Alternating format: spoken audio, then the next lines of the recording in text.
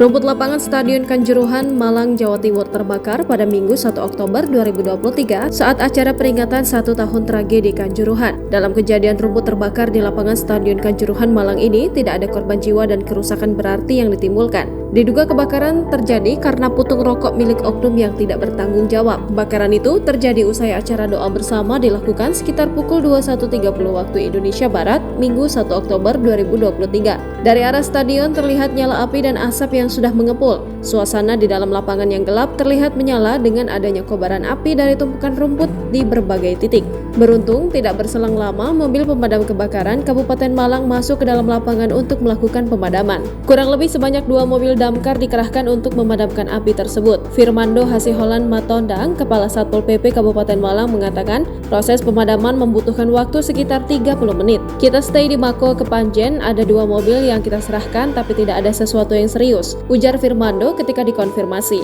Firmando menyebutkan dalam kejadian ini tidak menimbulkan kerusakan maupun korban jiwa. Tidak ada sama sekali, tidak ada, sebutnya. Ia menjelaskan kebakaran tersebut berasal dari tumpukan rumput yang sudah dipotong beberapa hari sebelumnya. Kemarin kan tinggi-tinggi selutut, sudah dipotong. Kemudian rumput ada di beberapa titik karena mungkin kena rokok. Memang kelihatan seperti membara, tapi itu hanya sekumpulan rumput, paparnya. Pemotongan rumput yang dilakukan merupakan sebagai upaya untuk mengurangi resiko kebakaran. Mengingat akhir-akhir ini sering terjadi kebakaran karena rumput ilalang.